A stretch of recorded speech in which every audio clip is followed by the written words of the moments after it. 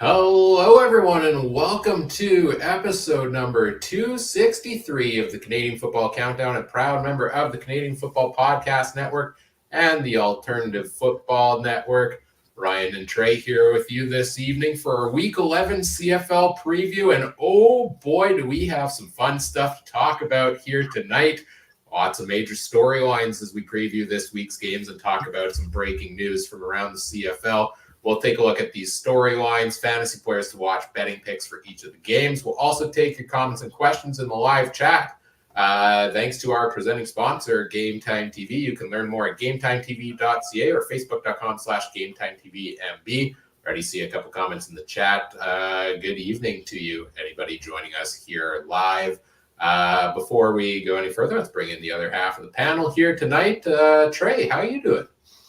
Fantastic ride. Yeah, a lot of stuff to talk about. Very interesting week this week. And I think fantasy is going to be kind of tough later and maybe betting too, honestly. So we'll see how that goes. Yeah, it's going to be an interesting week. I'm back after 2 weeks away. You guys didn't blow up the station. You didn't crash the car while I was gone. So great job there while I was away. And no, it was honestly, I enjoyed while I was away getting to catch the show the last couple of weeks. Hear what you and Adam and Mike, when Mike had to fill in briefly there at the end of the show, all had to say over the past couple of weeks, but very excited. I'm sorry I've been gone this long. I was a little busy, somebody had to bring Nathan Rourke back to Canada, right? That's what I've been doing the last 2 weeks. Let's talk about that in a few moments, but get into some housekeeping stuff first. Before we go further, we do want to acknowledge that the Canadian Football Countdown is brought to you from Treaty 1 territory, traditional territory of the Anishinaabe, Cree, Ojibwe, Dakota, and Dene peoples in the homeland of the Métis Nation, as well as from Treaty 4 territory, traditional territory of the Cree, Saulteaux, Dakota, Lakota, Nakota, and Métis Nation.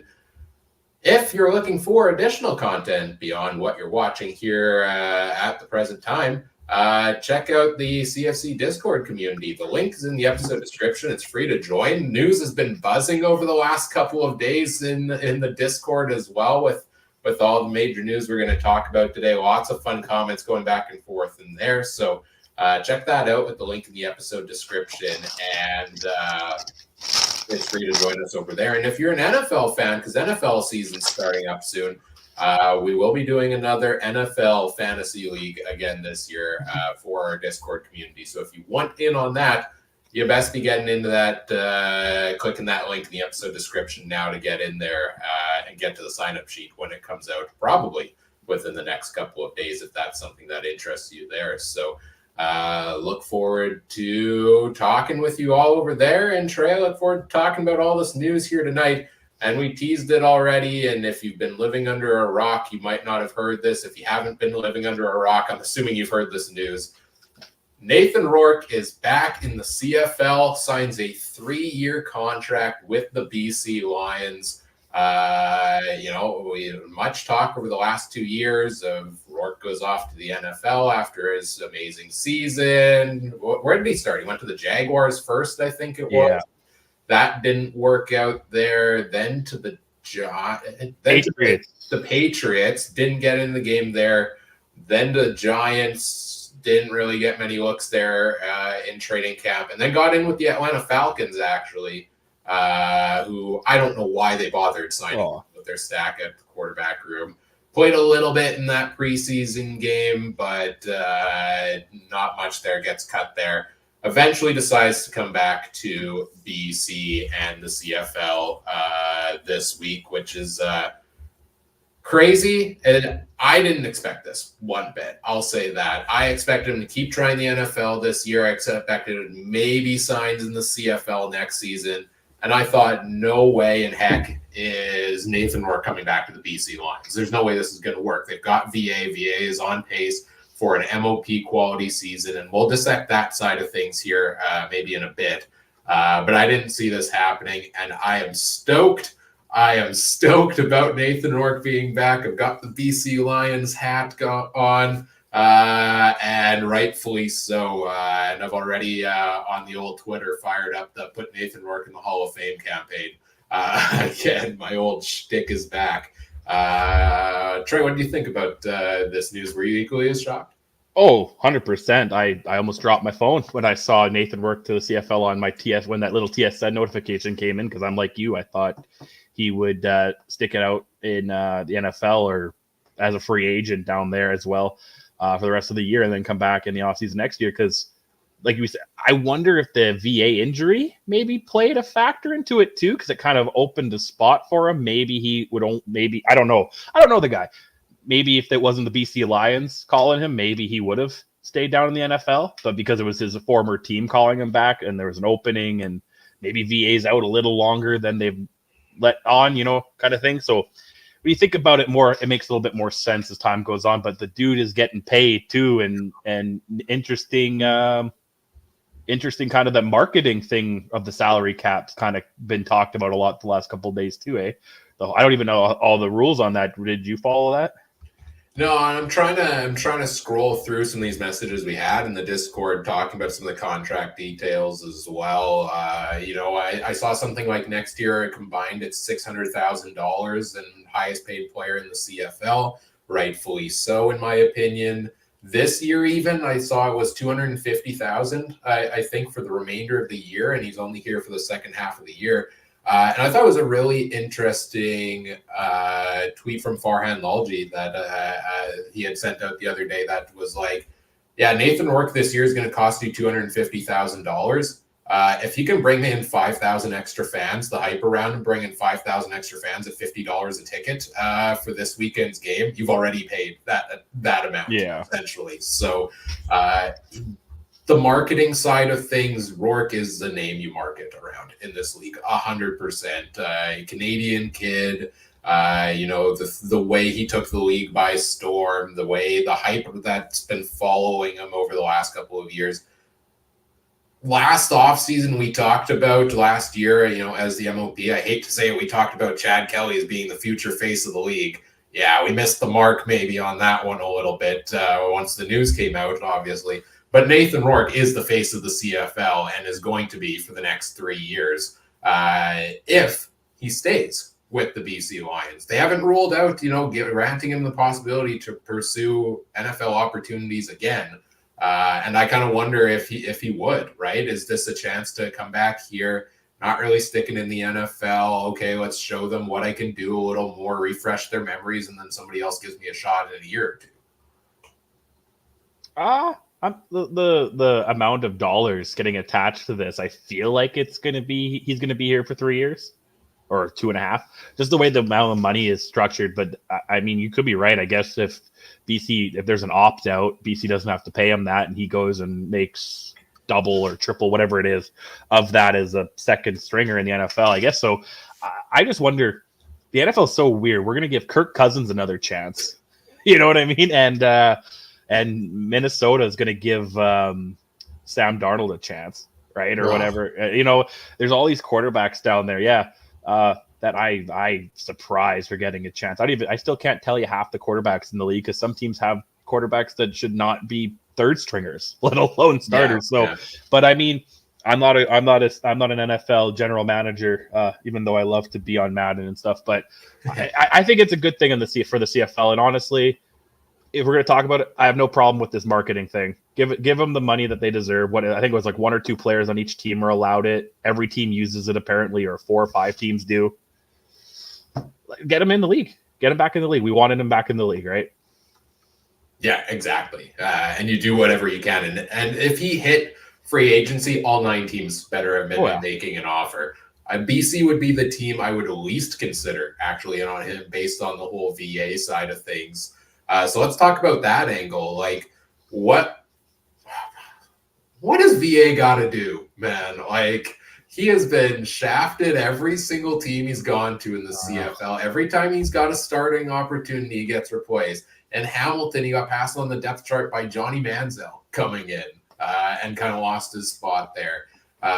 In Montreal, he had spent some time with Saskatchewan. In Montreal, he had the starting job. Suddenly, they trade for Trevor Harris halfway through the year. Harris replaces him, gets the starting job going forward. He gets traded over to BC, gets the starting job in BC. until he got injured this year, he was my leader for the MOP candidate. He was on pace for over 6,000 passing yards. Bo was actually on that pace too. Well, we'll talk about that news when we get to a certain game also. I forgot about that one for a brief second.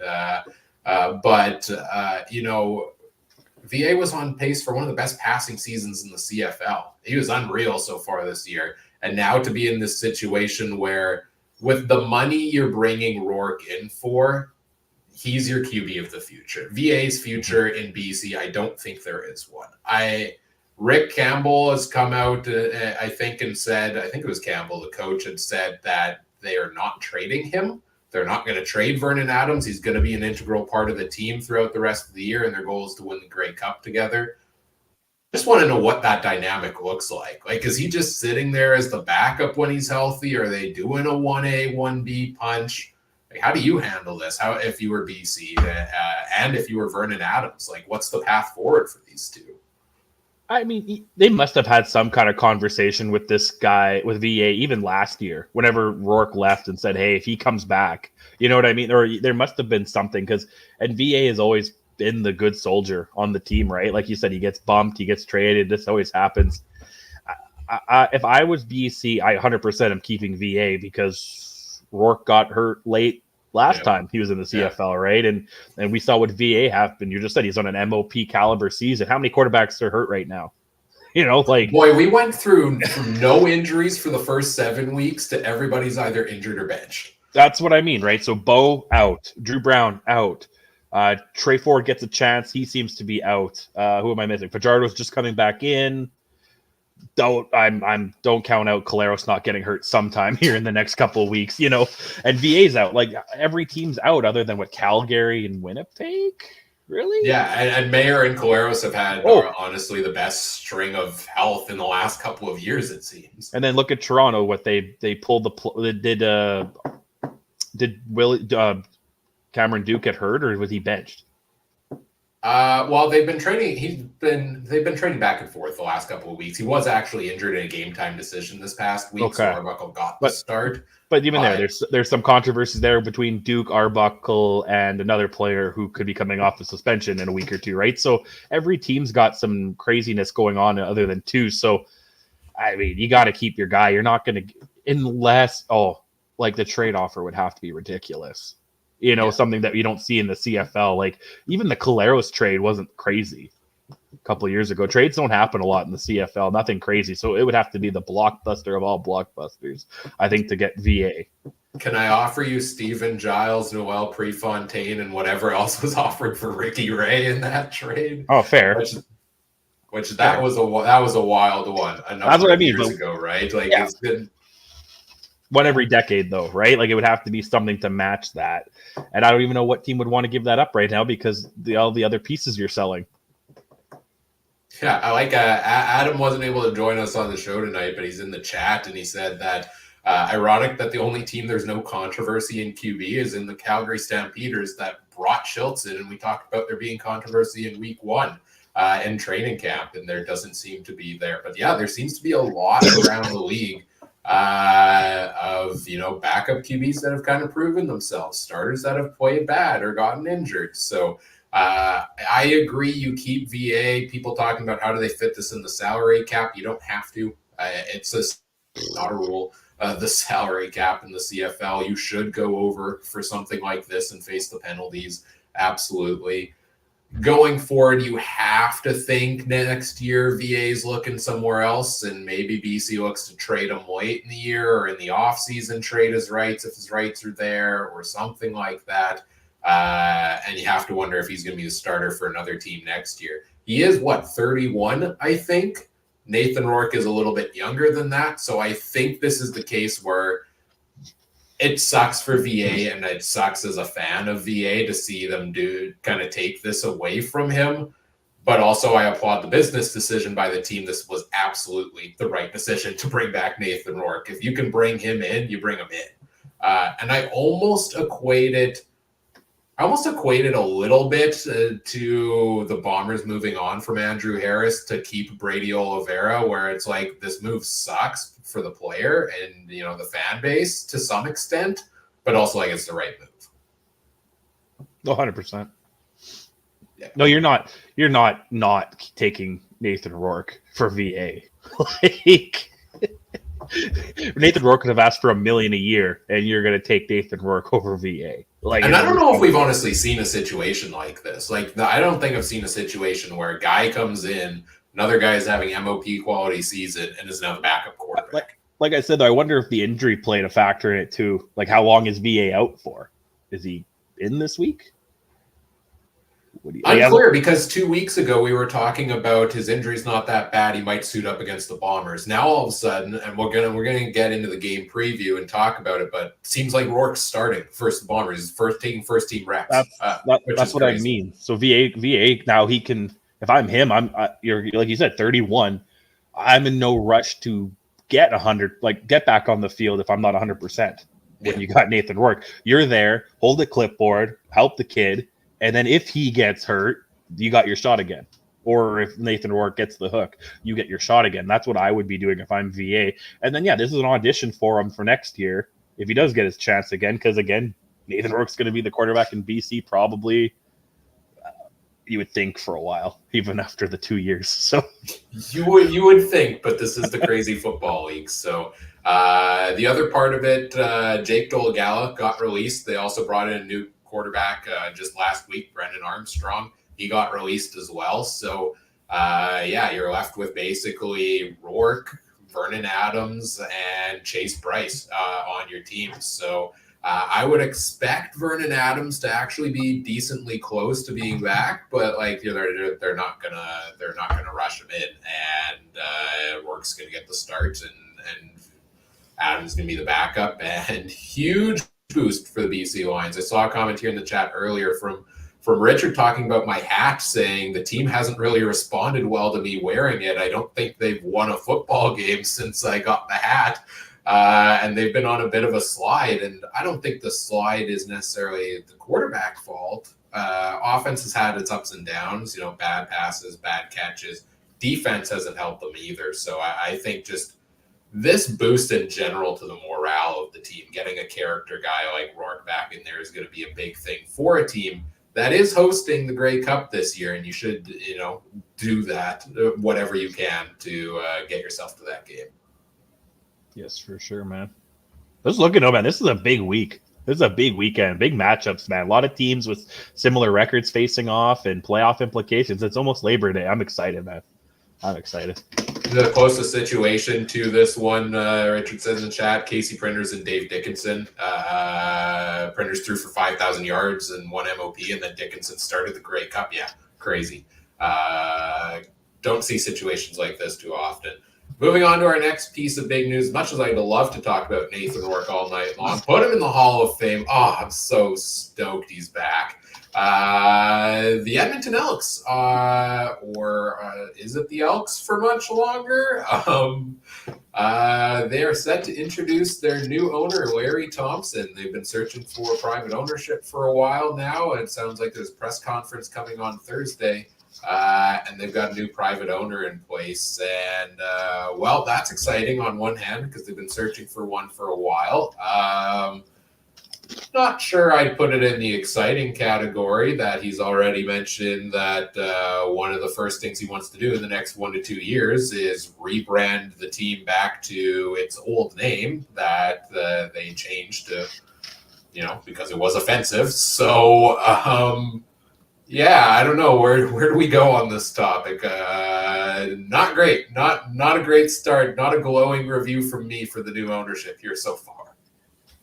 No, it's mixed where I'm like, okay, great, they got an owner, because I was wondering if it was one of those things where let's solidify the ownership of the 9 teams we have before expansion. So it's one more domino to hopefully lead to Quebec or Halifax or whatever. So it was great in that fact. You can't have a team up for sale and then be like, oh, but we want expansion. But yeah, with that, I'm so I don't know about this whole situation. I don't even know what to say. I don't know. I get every side of it. I don't want it. I don't know. I don't care. I think it would be the dumbest thing to change it back, because I've heard that about Washington too, where they want, like, people want to change it back or get the logo back because there was history behind the logo and this and that. I don't care, man. I don't care. It's a team name. Honestly, if they say one day the Bombers have to change because it's a war-related thing and it's offensive, okay, whatever. I don't care. I'm cheering for the football team in Winnipeg. They could be called anything. I don't really care. Just don't change the blue. Football team. I mean, just don't change the blue and gold, and I'm fine. And Edmonton didn't change their colors, so just whatever.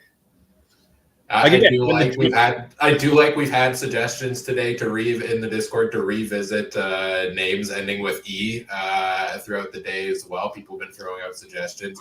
I still think the Edmonton Roughriders should be in consideration. Like, why not double down? Let's get more Roughriders. We've already had 2. Honestly, just make every team the Roughriders, man, and then there's no problem. Yeah, I like it. Or like I said, man, when the Jets came back, if they were called something else, would it really mattered? Like, no. Whatever, man. Like, it's a team name. I get there's history and fandom with it and stuff, but I don't know, man.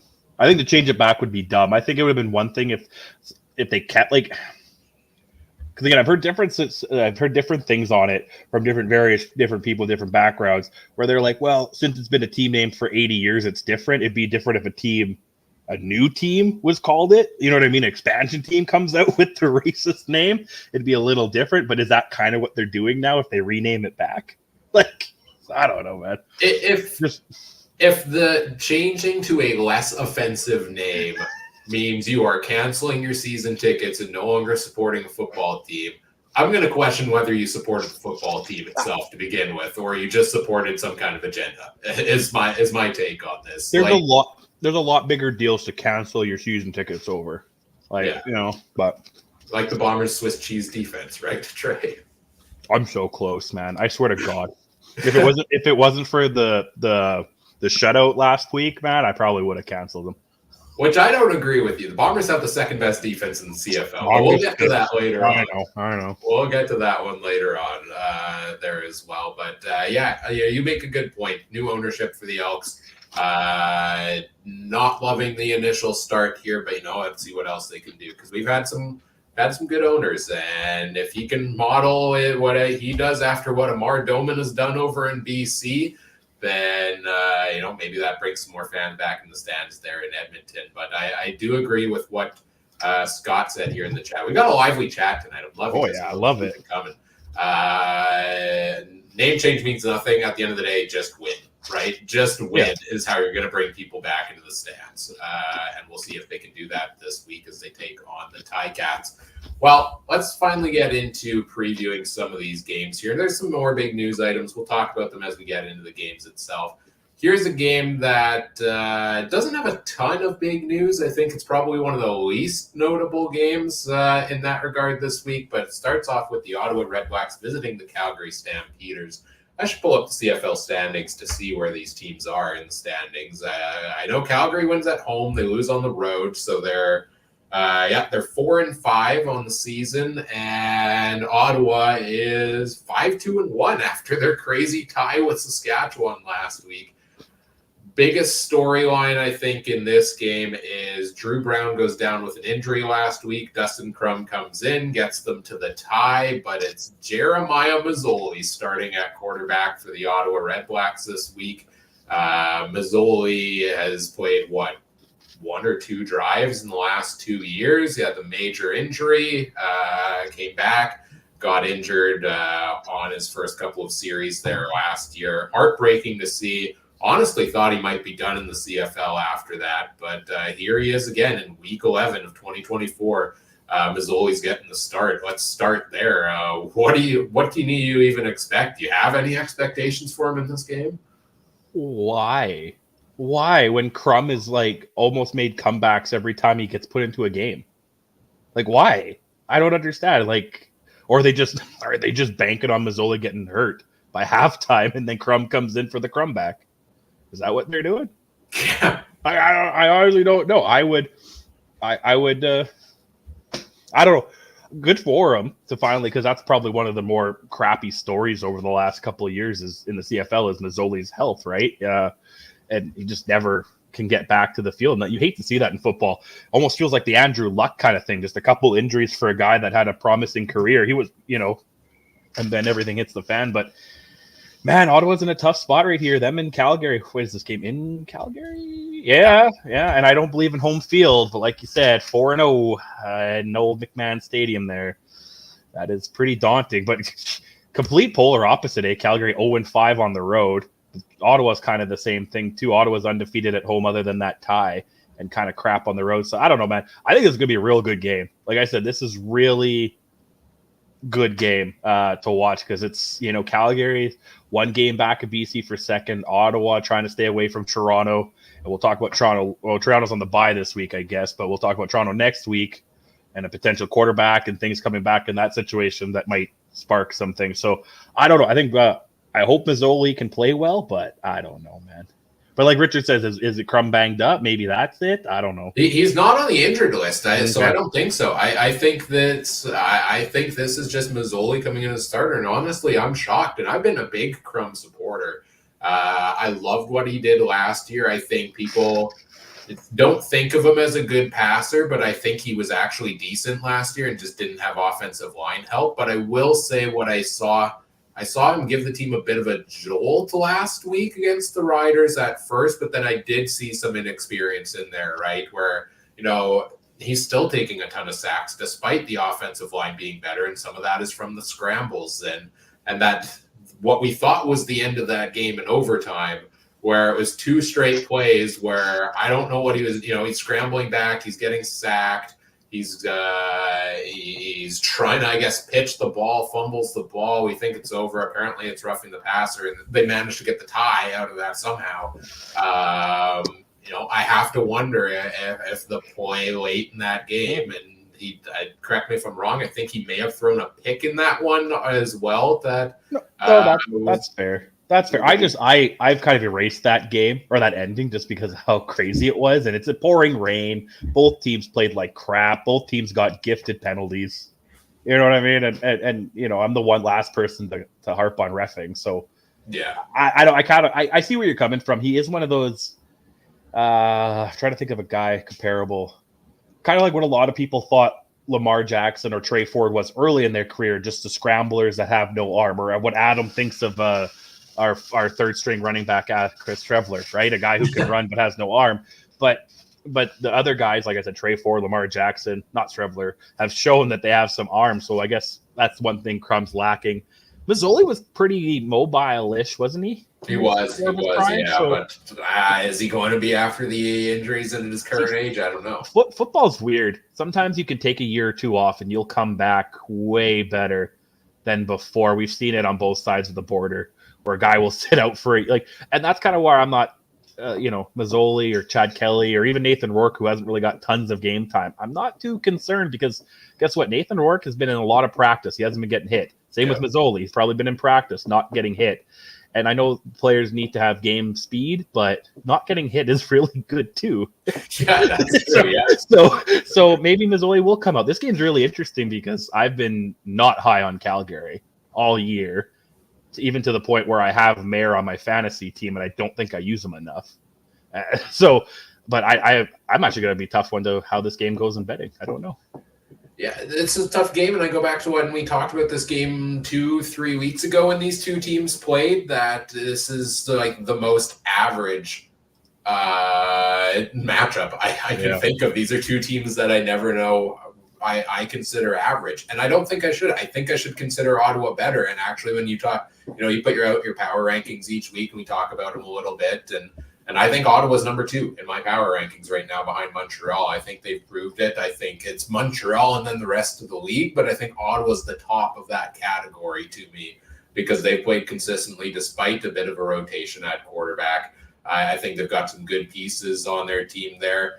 They'll be missing one big one this week with Khalil Pimpleton being out due to injury. He went down with an injury, came back last game, but then I guess was still banged up after that. So, that's a big piece of their offense that they're going to miss here for Jeremiah Mazzoli. And you have to look at almost, how much is Mazzoli going to lean on guys like Braylon Addison or for Jalen Ackland that he is familiar with from their time together with the Hamilton Tiger Cats, which is when Mazzoli played most of his ball.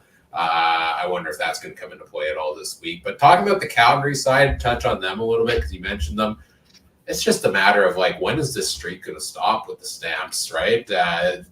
I want it to continue. I want this to go all year. 9-0 at home, 0-9 on the road. It's as close as I will ever get to convincing you that home field advantage is a thing. It's unreal that this team has found a way to get themselves in this situation. And it's not like McMahon is a big, loud stadium these days. So I don't know what it is, but this team plays better at home, it seems. And is it like old Canada Stadium where they didn't have hot water in the visitor rooms or something? Is that kind of what it might be? Something like that. I don't know, man.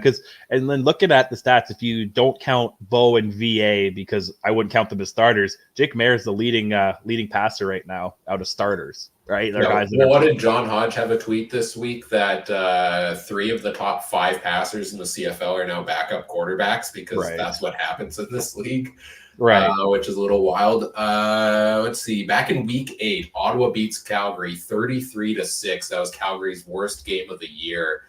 For this team, I'm just really looking for consistency. Some games it seems like Mayer's getting it together. Peyton Logan's getting it going in the run game a little bit. Defense is playing some good ball. And then some games it seems they're coming out flat. So which one are we going to see? Are we going to see the Mayer that threw 373 yards last week? Or are we going to see the Mayer that throws for like 110 at times? That's a big question mark for me in this game. If we want to get into the fantasy side of things here, as I pull up the fantasy list, what is Jeremiah Mazzoli going for in fantasy price this week? I'm curious. Is he on the list? He is 7.5K.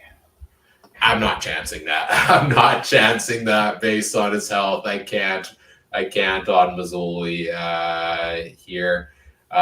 You know what? I don't have a ton. I'll admit as we get going here that it's been a really busy week, so I haven't had a ton of prep time for the fantasy picks like I normally would. But yeah, probably out on the quarterbacks. Let's see. At running back, Raquel Armstead on one hand. In his last 3 games, has averaged 10 fantasy points. That's not bad. I think I like some of the other running back options a little more this week than that. I actually do kind of like Peyton Logan of the Calgary Stampeders because he's the only running back on that roster. Dedrick Mills has stepped away from the team. The BJ Emmons is injured, and Logan has been averaging 10.5 in his last 3 games as well, at 21 fantasy points last week. And in a handful of games this year has gotten quite a few targets. He's a running back that gets a lot of passing work in there as well, and I think they find dynamic ways to use him like that. That would be a running back play for me in this game. I'll take a look at some receivers here, but as I do that, I'll turn it over to you and see who you've got from this game. Honestly, in this one, I just got both the running backs. I agree with you with Logan, and I like Armstead, man. He's actually picked up decent yardage for me in our other fantasy league, and I often like to throw him in. And only 5,000, which is weird because this year I don't feel like the salary cap has been hit too many times in fantasy right now. I always have like $10,000 left. I have like 25,000. Yeah, that's what I mean.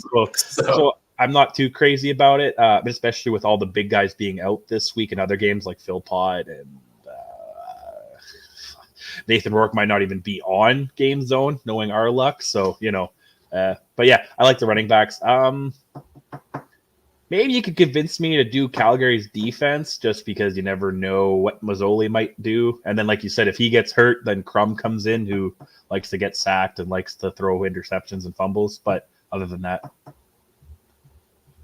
Yeah, and looking at the receivers here now, Ottawa, it's tough. Like, I really don't know what to expect from Mazzoli. Justin Hardy's been pretty clutch most weeks. Last week, he only had 9.4 fantasy points, but that was his second lowest on the year. He's finished as a top 20 receiver every week and a top 5 receiver in half of them. So I still love Justin Hardy. I kind of lean towards Jalen Acklin as being that sleeper as Mazzoli's guy, though, right? Like that was the big connection over in Hamilton. And he's had 14.5 and 12.4 points in his last 2 games. So I lean that way as maybe my favorite Ottawa receiver to take as like a deep cut in this game. On the Calgary side, it's always a guessing game of who's going to get the ball the most. But it seems like Reggie Begelton has returned to form, and I think Reggie Begelton is a top-tier fantasy player, returning to that form he used to be in. He has finished in his last 4 games. He has finished as the number 2, number 27, not a great week that week, but then number 4 and number 4 fantasy player. He's had 17-plus points in 3 of his last 4 games and 23 targets in his last 2 games combined. So it seems like Mayer's locking in on Reggie Begelton again. At this point in time, I think he's my favorite receiver on the Calgary side in this game as well.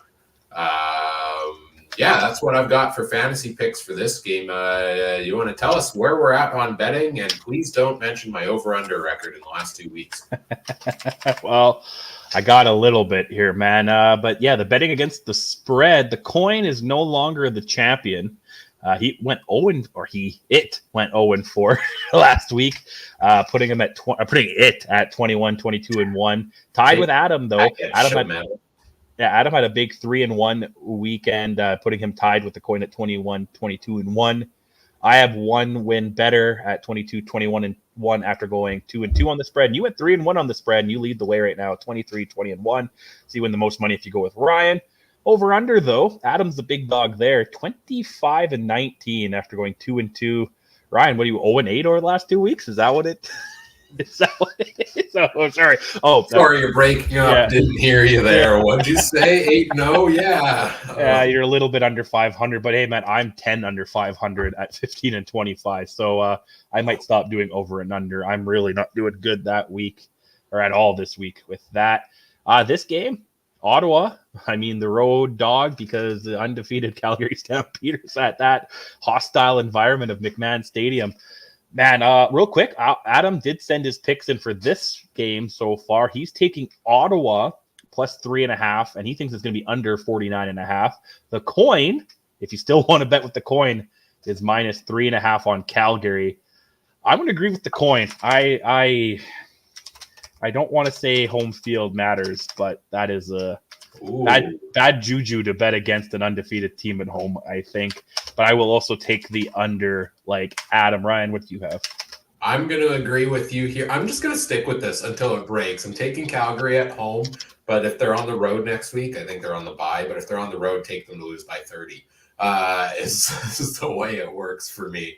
I'll take the under as well. I think this could be a little bit lower scoring. Okay, at least we all took the under, so you better not jinx us, Ryan.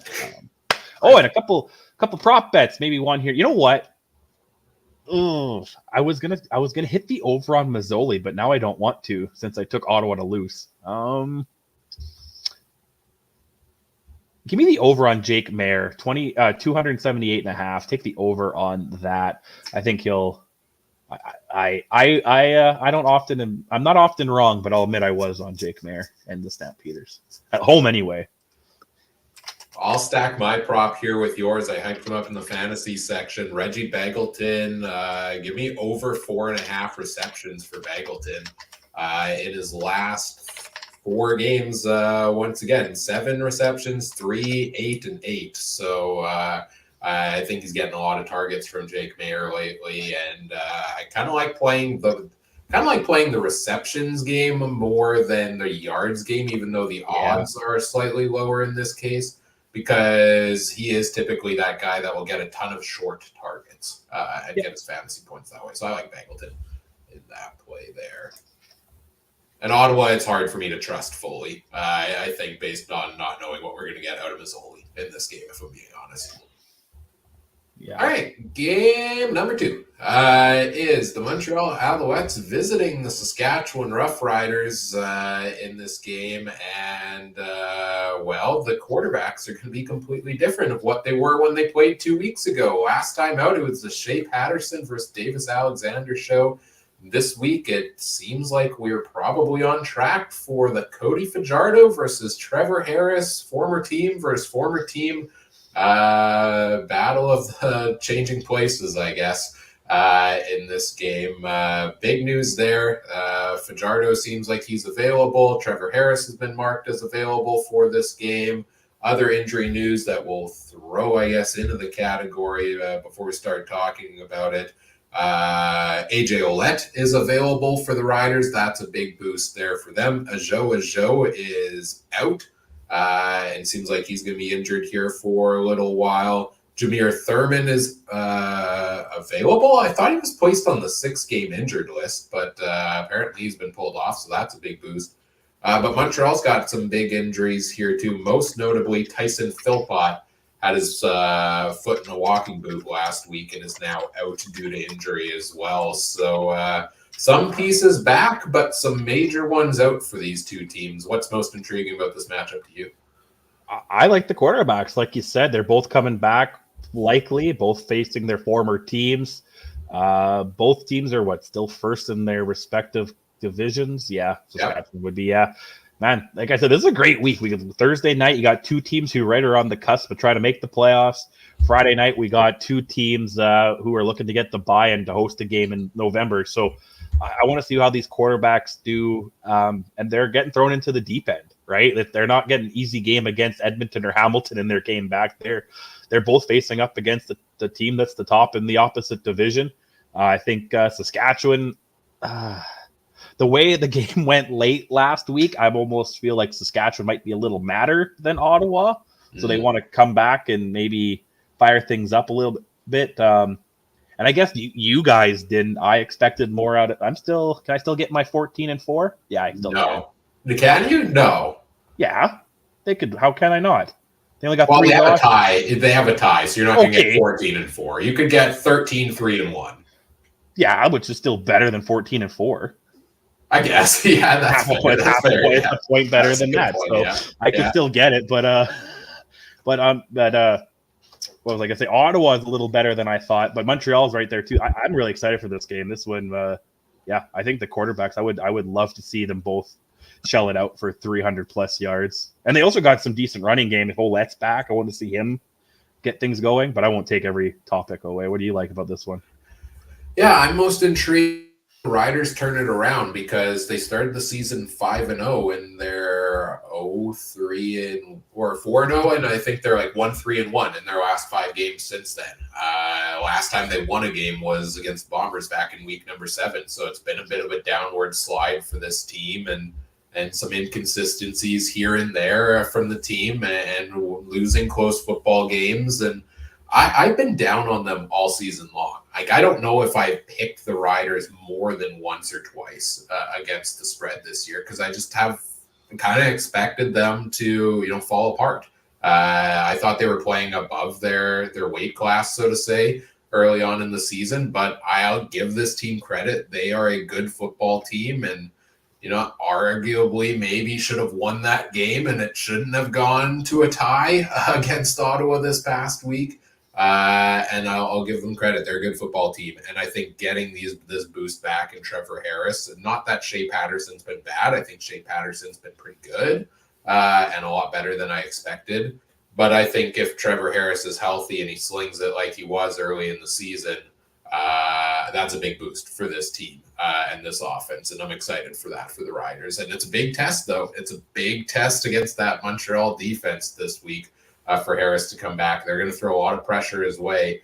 And he's a guy that's hit and miss. When you, throw a lot of pressure on him, he crumbles at times. So that, it's kind of similar to the storyline you're talking about, but that's really the big thing for me on that side is Saskatchewan.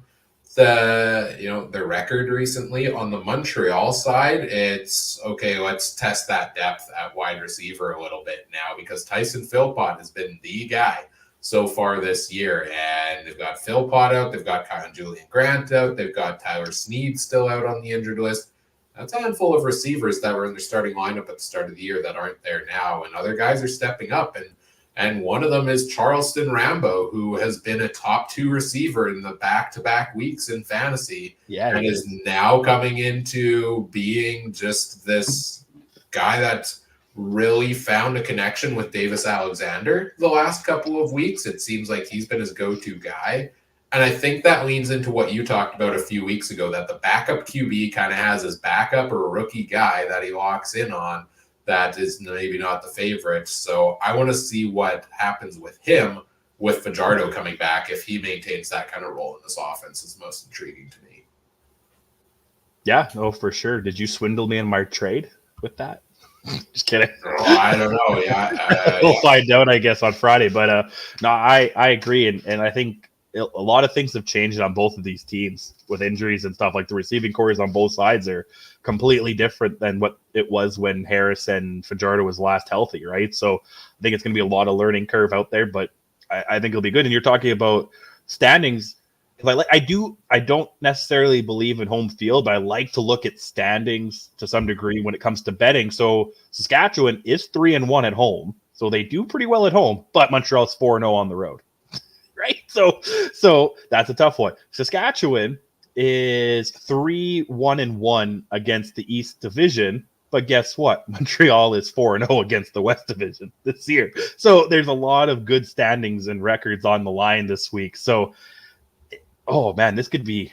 It's hard to say. Like, who'd have thought that the top 2 teams might not even be the game of the week? There's too many good games this week. So many good games. It's almost Labor Day, man. These games are starting to mean a lot. And I think this year, other than Montreal, anyone still has a shot. Yeah. Like, I wouldn't be surprised if, I wouldn't bet on it, but I wouldn't be super surprised if either Edmonton or Hamilton kind of got in a roll. And I'm not saying make the playoffs, but at least wasn't like eliminated before the last week or two. You know what I mean? Like, I think anyone's still got a shot. We're talking about the Thursday game. I wouldn't be surprised if Ottawa or Calgary, one of those 2 teams, might be one of the teams that sneak into the Grey Cup, kind of like Montreal did last year. Yeah.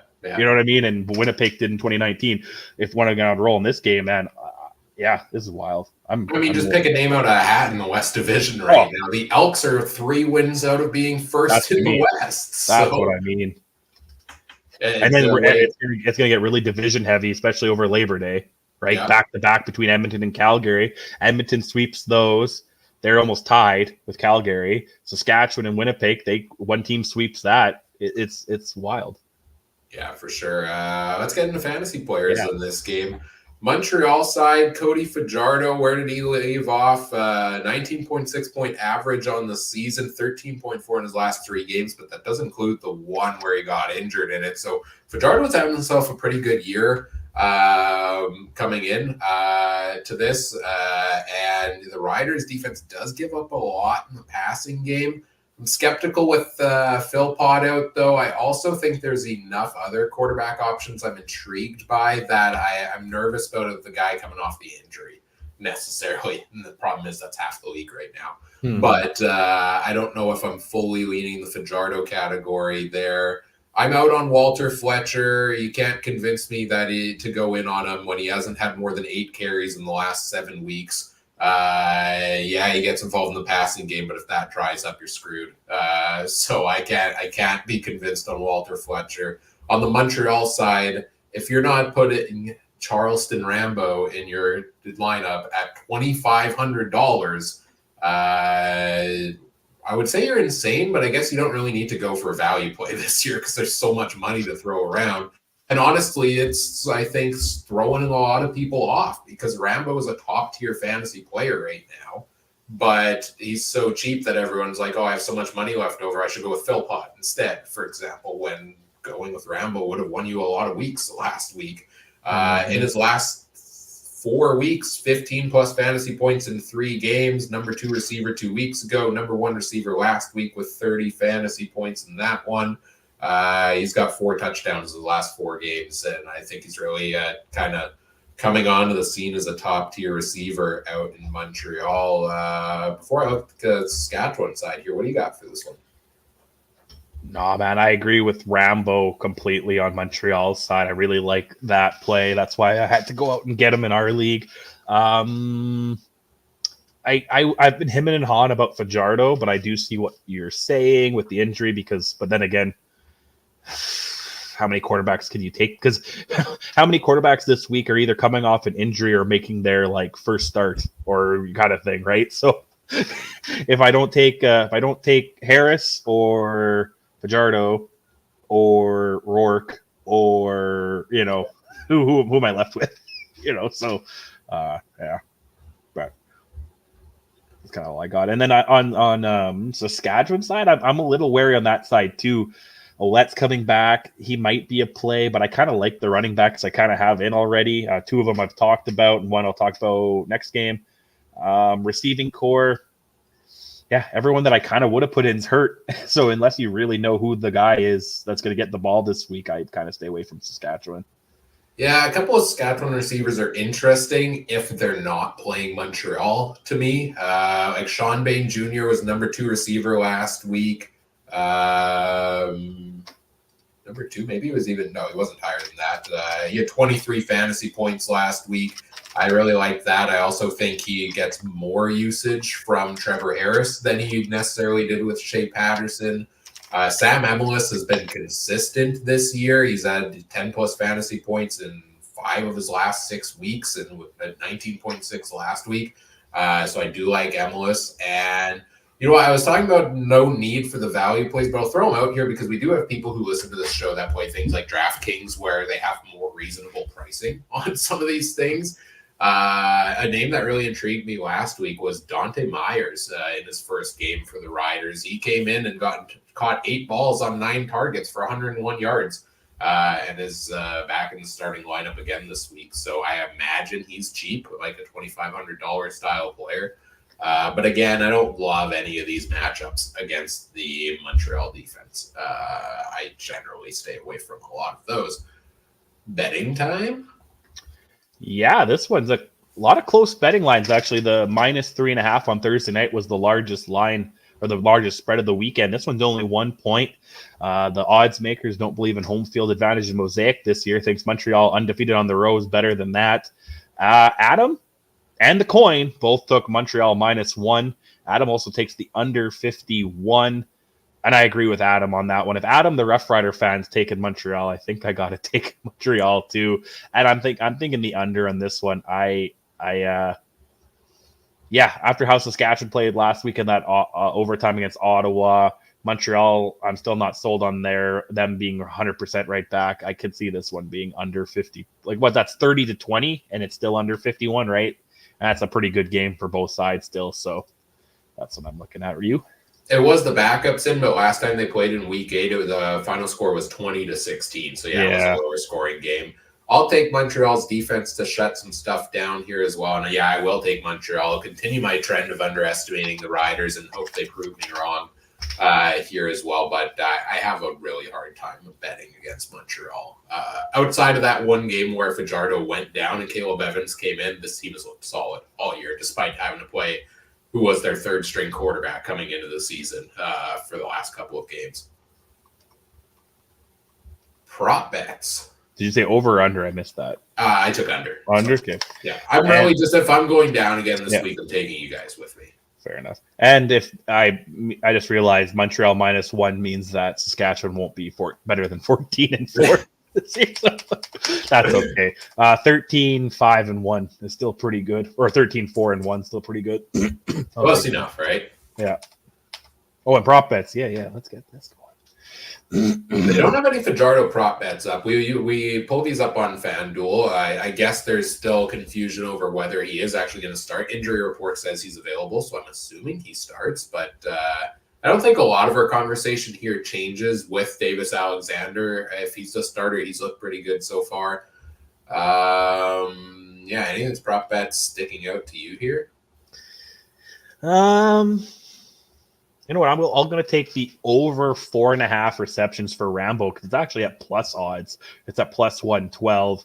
And like we said, if it's Fajardo, if it's somebody else, likely going to go to the guy that's been the hottest out there. And even if he doesn't get the yards, like you said in the last game, I think he'll get targeted, 6, 7, 8 times, probably in the first half. So he's only going to catch half of them, right?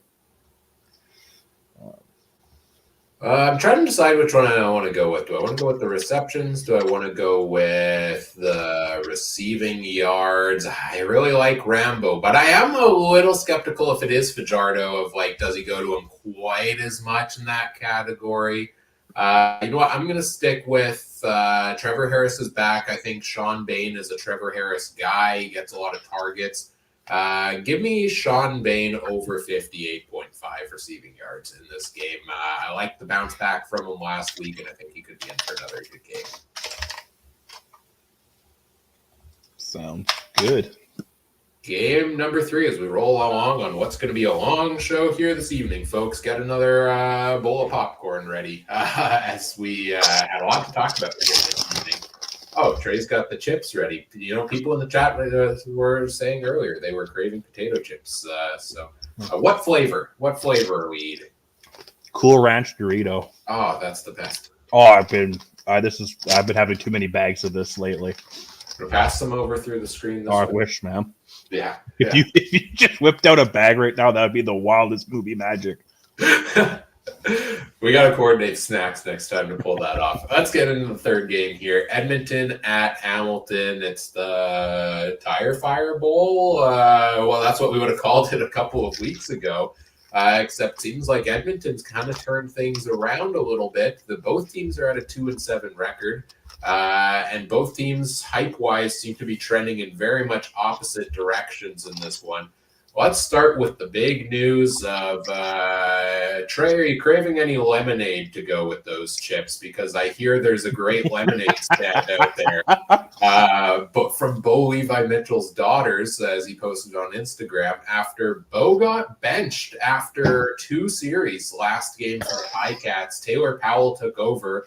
And after the game, Scott Milanovic said, yeah, Taylor Powell's our starter going forward, and Bo was not happy. And if you saw on social media, did post a picture that says when daddy loses his job, so the girls make a lemonade stand to help out or something like that. Bo's kind of pissed. I mean, what do you want him to do? He's leading the league in passing. He's leading the league in touchdowns. What do you want him to do? Like, he's got a little bit more interceptions. He does, like, the one thing I kind of don't like, but the CFL, a 2-to-1 touchdown interception is kind of where teams are usually at. Except for if you're Zach Caleros, apparently you're 1 touchdown to 2 interceptions I'm seeing right now. But that's usually how it is. Where NFL, you could see guys going 40 touchdowns with 2 interceptions, right? Because they just throw the ball differently. Maybe it's the bigger field. I don't blame it on Bo. Now, do you need to do something to try to charge your team? Okay, I can see that. But again, like, what was Bo? Was Bo brought in at $500,000 or something like that? Wasn't it? Or did they restructure it for less? He was brought in at that. They restructured right. it. I think he was actually the cheapest starter in the league. Right. Well, then maybe I could see why he's pissed then, right? Because he probably had a lot of playing bonus type things, which he was on pace to hit, especially if he's, to me, stats wise, you can make, I don't want to say MOP, but you could definitely make a case that he's be in the final 3 in the voting, for quarterbacks anyway, because he's leading the league in everything. I don't know, man. What do you want him to do? Yeah, that's the thing. To me, I really like. I can't fault Bo for the struggles in the 2-7 start to the year here for the Ticats. To me, it's the defense has given up an awful lot, and I think Bo's numbers maybe look a little inflated because they've ended up in that situation where he's thrown an awful lot. I think they throw the most out of anybody in the league, and maybe part of that is on him and the offense for not being efficient in the first 3 quarters, but part of it is also the defense not giving them much of a break to put them in that position where he has to throw for those kinds of yards. I don't think he's been the problem, and I lost my mind a little bit when I saw this at first, that he got replaced so quickly into this game. I love Taylor Powell. I'm a big fan of how he grew throughout the season last year. It was really rough for him when he first came in. It took like 6 weeks to get a second touchdown pass, but that's better than Zach Caleros' current pace. So, he grew and he kind of led that team to the playoffs, and then he didn't get the chance once Bo and Schultz got healthy there. So I thought Powell was is probably the quarterback of the future for the Ticats. I thought he should start over Bo coming into this year. Then, of course, Bo had that turnaround early in the season. Now I'm all on the Bo Levi Mitchell train. Funny how that works. But I think Bo has played good enough that I don't think his play merits benching him here. I have thought about this more in the last couple of days, though, that I think this makes sense to me as Hamilton kind of throwing in the towel for this year almost and realizing who's our quarterback of the future, who should we start developing for next year. And it's probably too early to throw that towel in, right? Like we're talking about Toronto's 5-4, Hamilton's 2-7.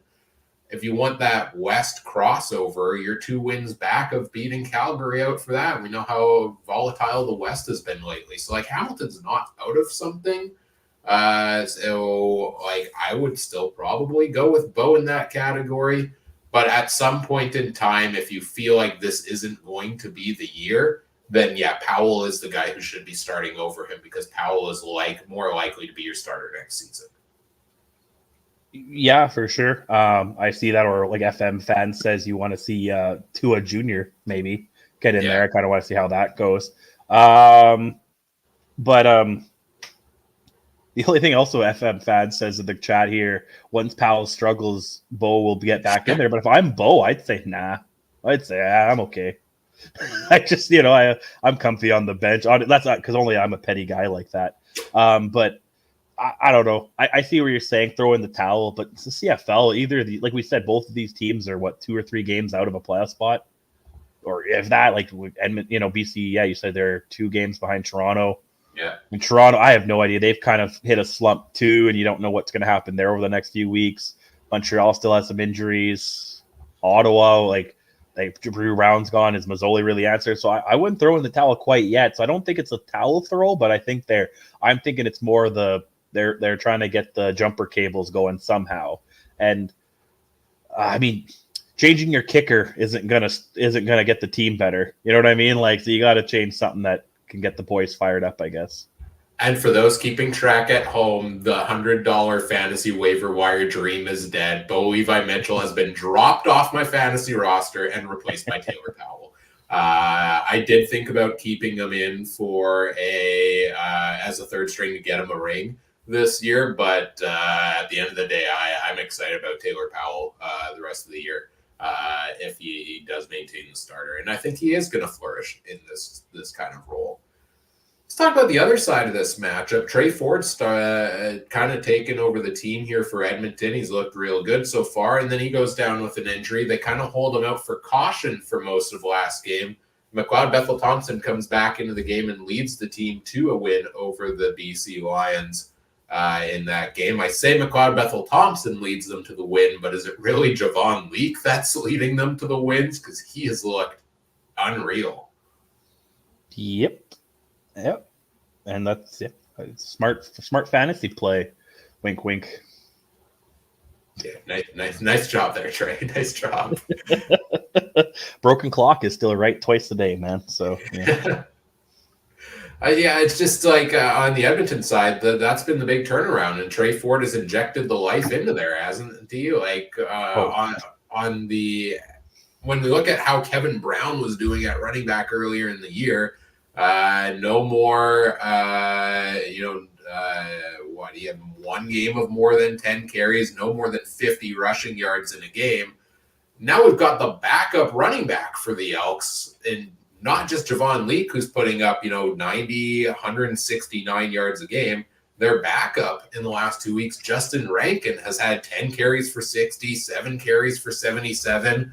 And throw in what Trey Ford's doing in the rushing game. And this has been against 2 teams in the Saskatchewan Roughriders, for example, who are really good against the run, and the BC Lions, who are, average against the run. It's weird how just putting Trey Ford in there can just inject the entire life into this team. But I guess that's what Hamilton's trying to do with Powell. Yeah. Right? I mean, so we'll see. But yeah, sometimes you have to actually listen to the commentators. I think it was Suter that said oh, this is Leak's team now. I could be wrong, but he said it somewhere on the broadcast, and that just hit a little thing in my the hamster wheel got going that says maybe I should pick him up, because if Suter says so, you know. I can't remember. I think it was him. Definitely wasn't anyone else.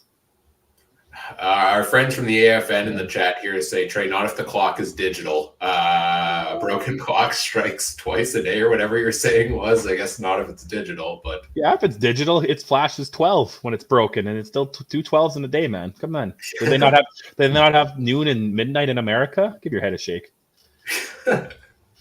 I'm also getting some heat from my fantasy opponent this week in the chat, who says I'm trying to hide my picks. No, I honestly just have not fully prepped for this week. And as much as I prep stats for the show, I often don't put my full fantasy lineup in until about like 2 minutes before kickoff, and then I mad scramble to remember what I all talked about on the show. So we'll see if that continues again this week. Speaking of fantasy, anything else in this game before we get into that that's interesting to you? I feel like we've talked about a lot of it. No, I'm pretty good with this game, man. All right, let's talk fantasy then, because I think there's a lot to talk about between these two teams for fantasy. It remains to be seen if Trey Ford is going to play. He seems to be confident he's going to play this weekend. He was limited in practice today. If he starts, I think Trey Ford is a top-tier fantasy player week in and week out. 18.7, 20.7 in the 2 games before that for his fantasy totals. And last week started 6 of 6 for 96 yards. So he's got his passing game kind of locked in a little bit, and this Hamilton defense ain't looking so good.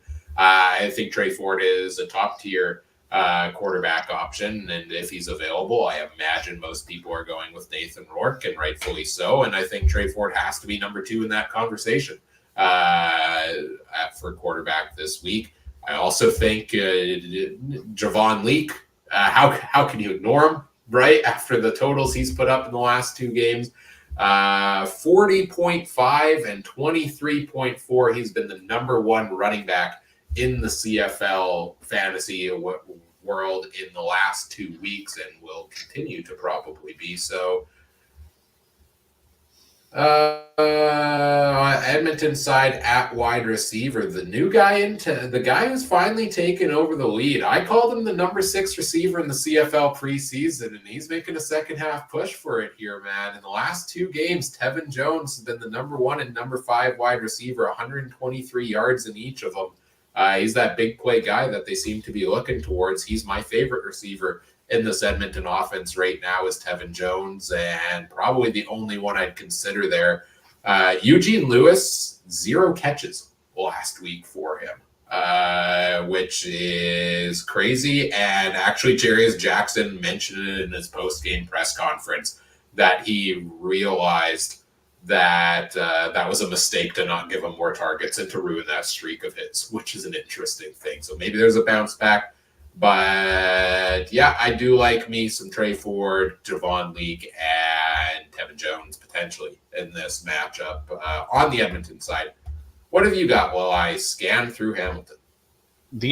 I obviously got Leak, and I agree with you on Trey Ford, but my thing is if for some reason Nathan Rourke doesn't play or isn't on game zone, I think the Edmonton quarterback regardless is the play. I'll even put in Bethel Thompson if Trey Ford doesn't play, because I kind of like how he looked last week coming in off the bench. He actually, again, I think it was Suter was saying on the broadcast that, like, wow, they're seeming to rally around Bethel Thompson out there after they took Ford out.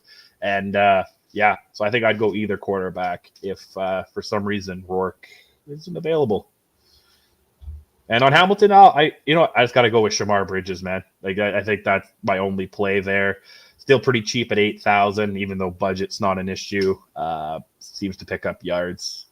And I like playing people on this team that I have in my other fantasy league, in our fantasy league, just so I only have to watch the same players once.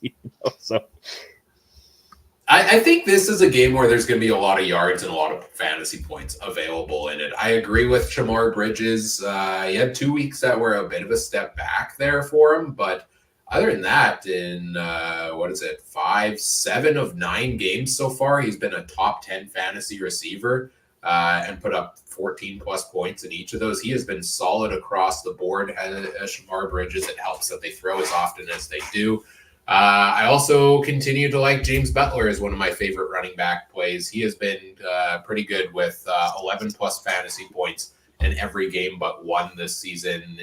He's kind of like the Kadeem Carey this week, where Carey is always that consistent guy for you. He's on a bye, so you can't pick him. So go with James Butler because he also happens to face the Edmonton defense that does give up 16.1 points a game to starting running backs, which is not worse than the CFL anymore, thanks, BC. But still is quite a bit there for quite a good matchup for one James Butler in this game. And don't count Taylor Powell out in the fantasy category at quarterback as the starter as well, because he was the number one quarterback in fantasy last week with 25.9 fantasy points in that one. He threw for 319 yards, 2 touchdowns, and also rushed for 52. So there is another mobile quarterback in play here if you do want to go for a bit of a contrarian pick compared to where it seems most people are leaning towards. Not looking forward to betting on this game, but let's give it a shot. Yeah, let's I'm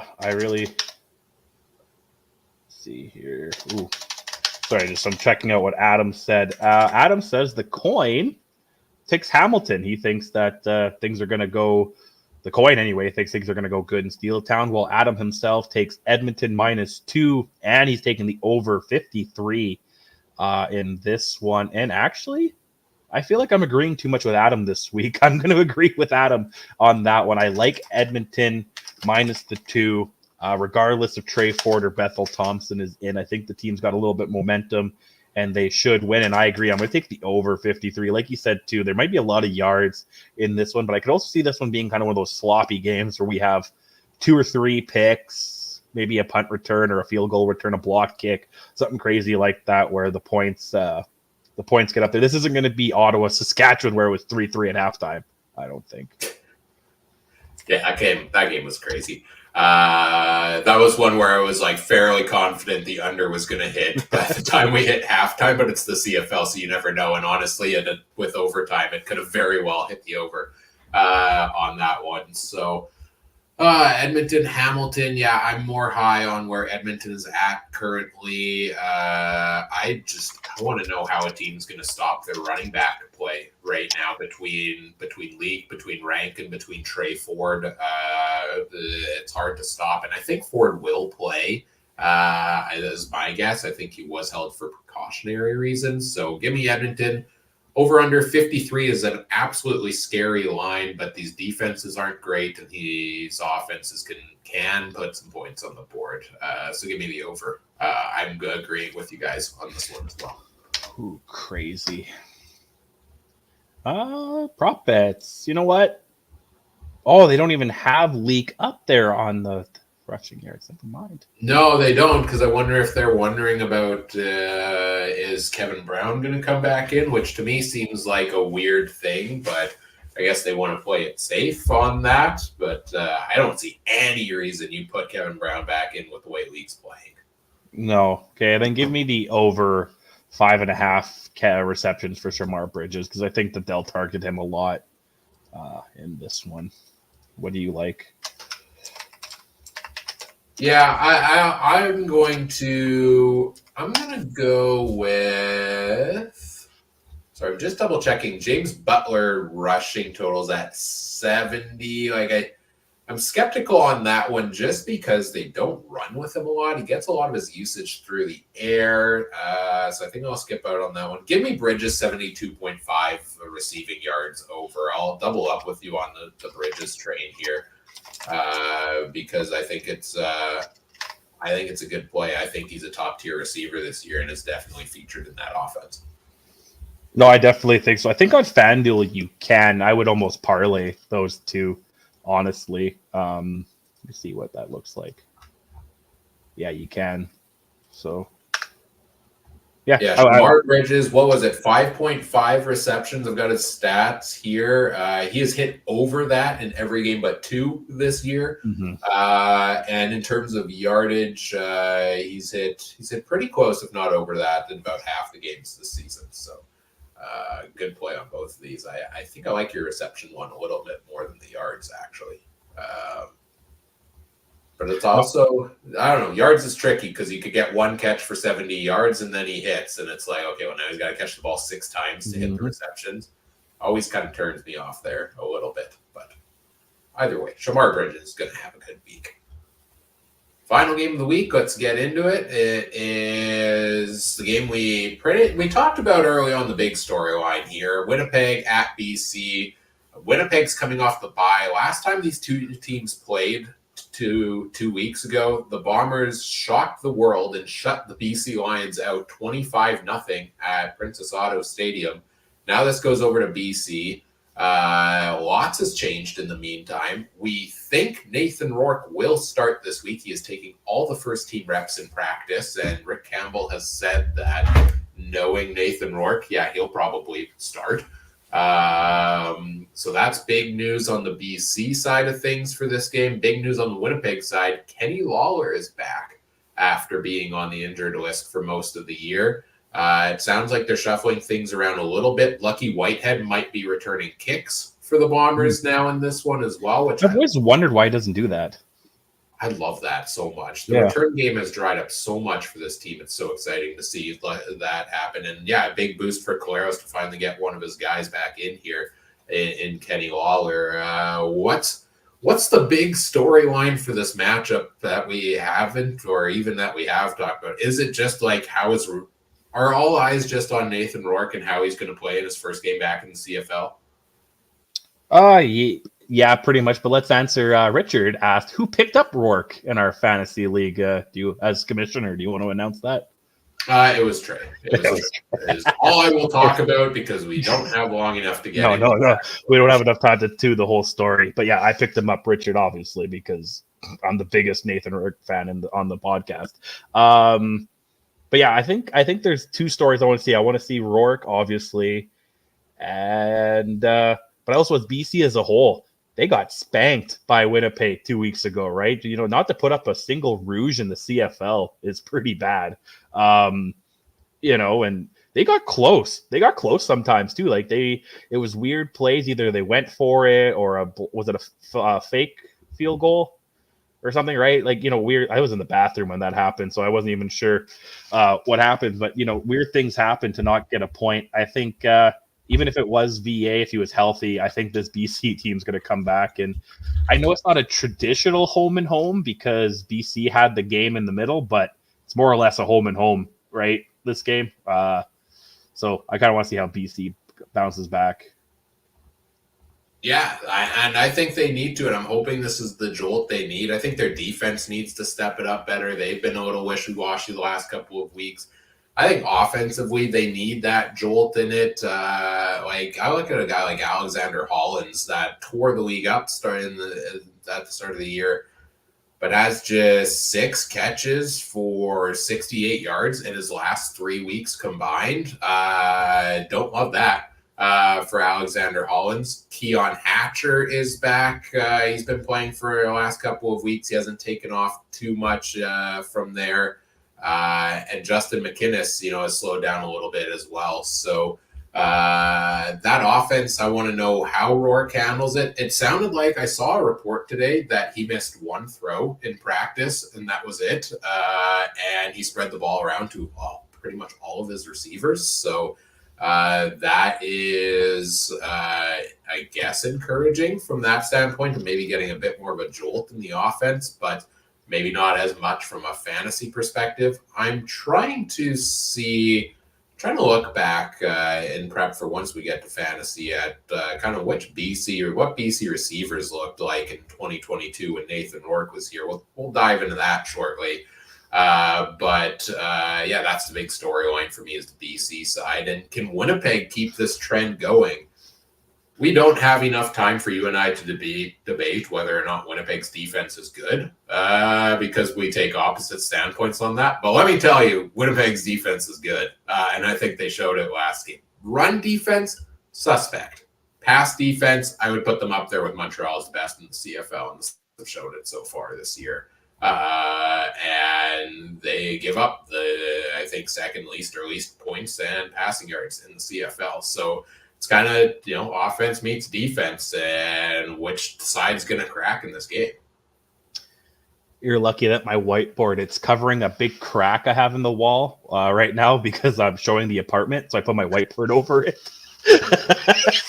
so you're lucky my whiteboard's way over there. Otherwise, I will show you why the Winnipeg defense sucks. But no, I get you. I get what you're saying. I think I was actually pleasantly surprised, by the pass defense 2 weeks ago, and BC never ran the dang ball. Like, I thought there was like a big stretch where they handed it off twice to Butler in the second half. Like, there was a big stretch where I think he was like barely touching the ball for 2 or 3 quarters. And you're not, I understand when you're down, you want to throw the ball and get the big chunk plays, but you still got to run the ball in the CFL. Like, you can't throw the ball 2 downs, like first down and second down. You got to do something. So I think BC does that. And also Rourke is pretty mobile. I mean, he was him that did that 3rd and inches, right, where he went wide, right? Wasn't that one of his welcome to the CFL plays kind of thing early, so does that add another dynamic to it where you kind of can play action with him as well? And I love seeing it. I know it's practice, man, but making plays in practice is good. This guy's been, I mean, for all it from my one perspective, it doesn't look great that he's been 4 or 5 training camps, 4 or 5 practice rosters and can't stick. But that also means that he's been under 5 or 6 NFL coaches. He's been playing with maybe a couple dozen NFL quarterbacks, been playing with, multiple dozens of NFL receivers with NFL defense on the other line, even if it's in practice. So I'm pretty confident he's going to do good. I think so. Interestingly, his last game in the CFL was against the Bombers in that West final, and the famous, there were pictures afterwards of Rourke in tears as the game ends there, and he had a rough outing in that one too. The Bombers shut him down out in Winnipeg in the cold. So I'm intrigued to see how that is, and I want to see what Zach Collaros does after the bye here in this game with Kenny Lawler back. He gets one of those big pieces back that he's been missing. I think he's turned it around maybe a little bit. I will say, like, if you look at the West Division standings is a mess right now. It is, Winnipeg, despite their start at the start of the year, 3-6 on the season. They're now 2 wins back of first place, and they're going to have a home and home with Saskatchewan. They beat BC this week. They are 1 win behind the BC Lions. So they're right back into things. And I think if this team got an ounce of offense in the first 8 weeks of the season, they'd probably be first place in the West, because I think they came close enough in these games. They lost 2 games in overtime, where if they could have gotten anything out of their offense, this team would be a lot better. So if they can get that on board, I'm kind of in on this team to make a bit of a run down the stretch of the season, but you got to see more from them starting with this week. Let's get into fantasy plays in this game.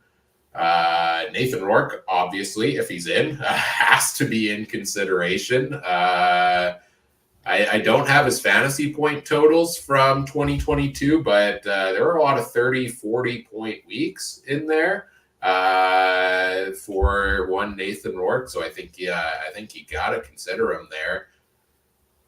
I took a look at it, and Richard in the chat threw this out there as well. The 2022 receivers, Brian Burnham, Dominic Rhymes, and Lucky Whitehead, and actually Keon Hatcher, 1,000 yards then as well. Rourke kind of spread the ball around. They all kind of, averaged out the same number of targets. So I think I struggle to pinpoint a single receiver on the BC side that I would recommend over the others.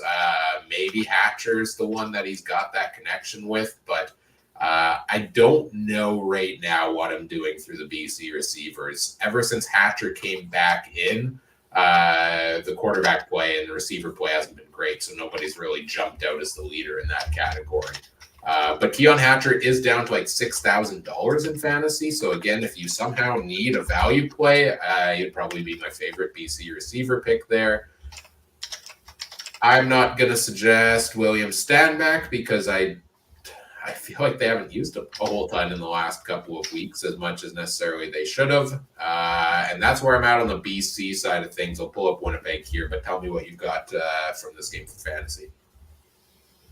Honestly, one and only thing is Nathan Rourke if he shows up on Game Zone, which he currently isn't. And I'm going to be stressed out. It's going to be 5 minutes to kickoff on Saturday night, and I'm going to say, do I throw in Trey Ford or do I wait? And hopefully, because I swear to God, if I put Trey Ford in and then Sunday morning you check and Nathan Rourke's pretty face is sitting there on Game Zone, I'm going to snatch my computer. That's going to be so disappointing if he's not in there, right? From the league official partner to get him into there.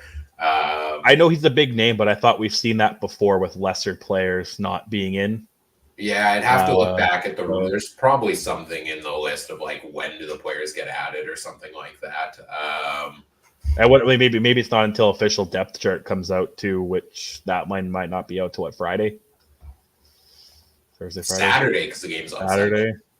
Which sucks because half the week is over. That's what I mean. So as long as it comes out before 6:00 Central Time to know if we need to put Trey Ford in or not, I think Nathan Rourke's it. I'm staying away from Winnipeg. There's nothing on Winnipeg that at all intrigues me. No, maybe their defense if it was against anyone else, but that's about it.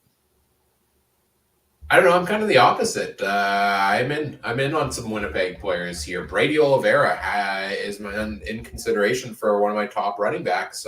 Plays this week in his last 4 games.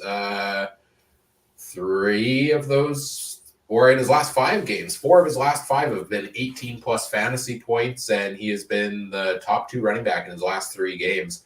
He's getting more usage from that offense. He's getting a ton of passing work. He's had in his last 6 games here, 34 targets, averaging almost 6 targets a game. Collaros loves those little dump passes to him. So I like that for Brady Oliveira. Kenny Lawler is probably going to get a touchdown from Zach Collaros and is known to be the one to always put up 200-yard games against the BC Lions, it seems. I think this is a team that Lawler plays his best against is BC, and some guys seem to have that. And I think coming back from injury, he's going to be potentially a jolt that offense needs, so I could see them leaning his direction. But I've also been burned by Bomber receivers before, so am I likely to put him in my lineup? No, because I always find a way to get burned by it, and I think I swore it off for the rest of the season. And then shout out to Ontario Wilson as well, a top 3 receiver in 3 of his last 4 weeks. He has gotten a lot of targets. He's gotten a lot of yards, 100-plus yards in 3 of his last 4 games. I don't know what that looks like with Lawler back in there, though, which makes me skeptical. So I'm likely not going with any of these Bomber receivers, but I think there are names that intrigue me in that category. But I'm not going with Zach Collaros. I didn't mention that, but I can tell you not. And I haven't mentioned any defenses because honestly, defenses kind of suck for fantasy. It is. I looked through the list and none intrigued me, and it's not the case where I really need a discount anymore. So I'm not sure at this point in time which one I want to go with. It's still almost even though it doesn't get you a discount, it's almost the play to go with Toronto with a 0, which is better than the -5 that you might get with some teams, right? Like I don't think so. I think so. Well, I don't know. How many weeks have you really gotten a lot of points from your defense? Oh, you want me to look it up? No. We're at an hour. We're at an hour and a half, Ryan. I'm tired. It's past my bedtime. 39 times this year that teams have put up 5 or more fantasy points. Only 14 times it's been double digits. So yeah, you're not getting a huge number from your defenses. You're right. Yeah. I think I'm pretty Calgary because I have no faith in Mazzoli. That's where I'm going. Tell you. And don't worry, FM fan, I will screenshot Ryan's roster for you. FM fan, if I said it in time is always the big question. Betting. Yeah, betting. So Adam sent in the coin here. Actually, Adam takes BC minus 1.5 and the over 49. Adam's all over the orange Kool-Aid this week. The coin, though, takes the road Bombers at plus 1.5. That coin's really risking it for the biscuit here because even me, I'm going to take BC minus 1.5. The only thing that would make me consider changing that is if Rourke doesn't play. Yeah. And if VA's out too. If VA's in, I would probably take the 1.5 with BC, but if for some reason both of them are out, I don't like that. But I will also take the over 49 as well. Ryan? I'm torn. Obviously put Nathan Rourke in the Hall of Fame. Winnipeg's really good after the bye normally, though, so that messes with things a little bit for me. But I think BC's going to be fired up. These two teams have traded ugly losses over the last couple of years. Give me BC minus 1.5. We've got to ride the Rourke train on this one. And what do you think we're going to score over 49 with the way the Bombers' offense has been scoring lately? BC will score 48. Honestly. Yeah, I think there could be some offense in this game. BC's defense is also pretty injured, so yeah, give me the over. I expect the Bombers' offense to get a little better still too. So awesome, and I got a prop all ready to go. Lucky Whitehead, alternate receiving yards, go over 80 at plus 210. I really liked what I saw out of him. Maybe being back in Winnipeg. Were you at the game? No, yeah. I was sick. Bad. He got probably the biggest standing ovation even before kickoff out of anybody. You know, it was up there with Strevler's cheers week 1 kind of thing, right? So maybe it'll be a little different going back to BC, but he also might want to stick it to the team that didn't keep him around last, right? So we'll see. The only thing I would caution with Whitehead is check the depth chart, right? Because I think there's been talk of him being taken out of the offense and into just the return role with the return of Lawler, which I think is the wrong decision, by the way. Take Josh Johnson out of the lineup. Leave Lucky Whitehead in there, I think is the way you got to go.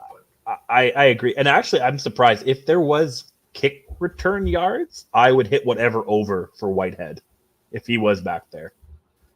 But there isn't, that kind of sucks. There really aren't very many props available in this game because they don't know what's happening with BC, right? There's no BC props available for this game. No Rourke, no Stanback, none of the receivers, so it's slim pickings. I will go with FanDuel has, I'll go with the CFL Big Play Specials, which is a 20-plus yard rush or 30-plus yard reception. Give me BC for 3+ big plays at plus 170. 4+ is plus 750 if you want to take the chance on that. But I will take the 3+. We've seen what Rourke can do. I wouldn't be surprised to see him launch a couple down the field. I like that one. It was plus 170. 170 was the odds on that one. I don't know. I heard 450. Okay. I said 750. Numbers mixed together. It's late. We've talked about a lot here tonight. Did we hit everything on all of these games? I think we did. Are we ready to get into wrapping this up? I think so. I didn't think that. I thought we'd be here for another half an hour, honestly. I don't even have the slides ready to go. So we'll just wing it. We'll skip that. I didn't even know where the slides were the last 2 weeks. Was I supposed to do that? I think I forgot to send them to you guys, so that's on me. You crushed it. Well, we will be back again next week. Maybe we'll have more news to talk about. Maybe we won't. Maybe we'll just talk about matchups next week. It's our week 12 preview next week. I don't think we're at Labor Day yet. That's the weekend after. We're talking about some fun things for Labor Day week as well, and we'll explore those. But join us next Wednesday again. We'll talk about storylines, fantasy players to watch, betting picks for each of the games there. Follow us over on social media at CF Countdown Pod on Twitter or Facebook.com/CF Countdown Pod. as well. You can see Trey's power rankings, and he loves when you argue with him. You can see Adam's polls, which Adam was about to put a poll out about what should Nathan Rourke do, and then Nathan Rourke signed, so we had to scrap the poll this week. And you can see I've got your top fantasy plays from the week prior in terms of results also going out there on social media, plus links to the show. And if you want to just chat with us there, you can. So check that out. Check out all the other great shows from around the Canadian Football Podcast Network at CF Pod Network on Twitter. Shout out to Adam. Adam's number one in the CFL Podcast Fantasy League overall standings right now. He's crushing it this year. And he did beat me in our Discord league this week by like 2 points. I was so annoyed. Twice I've lost to Adam now. Twice I've lost to Adam because my captain got injured. Screw the captain feature. It's the dumbest feature in all of fantasy sports, but no, congrats to him. And yes, you had the top score in both leagues this week. Kudos to you for making Javon Leak your captain. That was a good play. Smartest thing, man. Even the digital clocks, man, are right twice a day. Even the digital clocks. Is that the new ant farm? Probably. Also check out Alternative Football Network at the official AFN on Twitter or alternativefootballnetwork.com. Trey, what you got all going on these days? Where can people find all that? Oh, you can find me at the X at Trey Harness Link, man. Horse racing season never seems to end. You think they don't have an off season? Not really. So a lot of stuff going on there. Big UFC this weekend. Should have a podcast about that. Hopefully, if my co-host on that replies to me. He doesn't reply. He's worse than, you think some of our guys don't reply. I'm just kidding. But yeah, other than that, not much else going on. You, Matt, how's things going with you? Yeah, things are going well. Rich asked about the paint. Yeah, we bought a house. We move in on Friday, so this is the wife needed the paint. I did not want to be there at Home Depot. Looking at that stupid wall with all those colors, man. I was like, just pick a color. And why do you need 10 different colors, shades of white? I don't know. And I worked at Home Depot, and I stayed away from that section. I love it. Maybe bonus Discord content, house painting with Trey. I'm not. I told her I'm not touching a brush. Nope, I'm not doing it. Are you awake? Yeah, she's awake, so she heard me. Whoops. Well, congrats to you on the new house. Hope everything goes well with the move there. Yeah, no, things are good for me over here. Excited for these games this weekend, like you were talking about. Excited to be back on the podcast also after 2 weeks away and get to chat through all of this with you. And put Nathan Rourke in the Hall of Fame, which you can see me tweeting over on social media pretty regularly. It's kind of my shtick, and I got to keep it going. At Cooper Trooper 42. I don't really tweet much else, but you can find me there. Adam's at Adam Stewart 1. Mike's at Mike Garrell. You can find both of them there as well. Check out the Discord link in the description to see all of these random things we talk about in between our weekly episodes. Richard's suggesting a home ownership Discord channel. We can add Discord channels for whatever people want to talk about. Happy to chat with the community. Happy to chat with the chat here tonight. It's been a lot of fun, a lot of comments from everybody throughout the show. So thanks for all of you who have been joining us live. And whatever the podcast platform you're listening on, we appreciate it. If you do all the fun things, leave us a like, leave us a comment, subscribe, rate, give us a 5-star review over on your podcast feed. Share the show with your friends. Help us grow the show. We really appreciate that. And on behalf of Trey, I'm Ryan saying thank you for listening. Take care. Have a good one. Bye.